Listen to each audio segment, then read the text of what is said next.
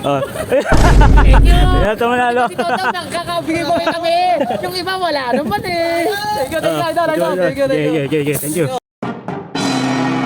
So ngayon naman mga tropa, meron ako naisip na content na kung saan mamimigay tayo ng t-shirt sa mga tropa natin na nagtatrabaho sa Petron.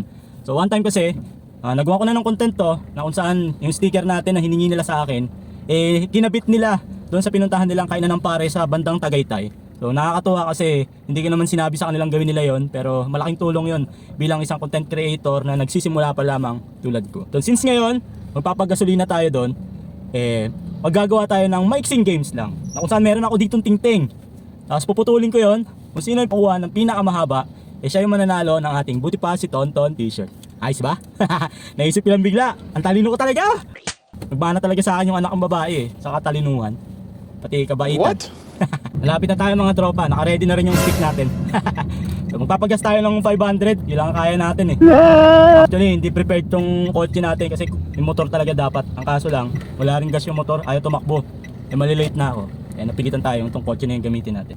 Kilala kaya tayo ng tropa natin kasi kilala nila ako sa sa motor. Tropa, 500. Ay, 500, unleaded. Yata na motor mo. Wala eh. Mainit eh no? Walang gas, nakalimutan ko magpagas. Ay, tumakbo. Tik yan. Ilan kayo dyan? Dalawa lang kayo? Oh, may palaro ako. Dalawa lang naman kayo eh. Gege. Kung sino makakuha ng pinakamahaba, yun naman nanalo ng t-shirt ha. Sino makakuha ng pinakamahabang stick, yun yung mananalo lang. Buti pa si Tonton t-shirt natin. Game. Oh. Thank you. Kaya ito manalo. Si Toto, nagkakabigay mo kami. Yung iba wala naman eh.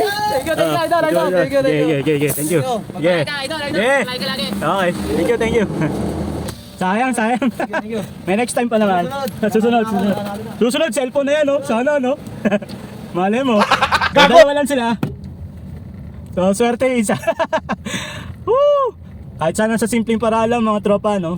Okay sana kung bigas or anything na pwede talaga nilang magamit. Pagpasensyaan nyo na yung Buti Pa Si Tonton t-shirt kasi sa ngayon yung pa lang yung kaya natin. Pero sana napasaya ko sila tropa.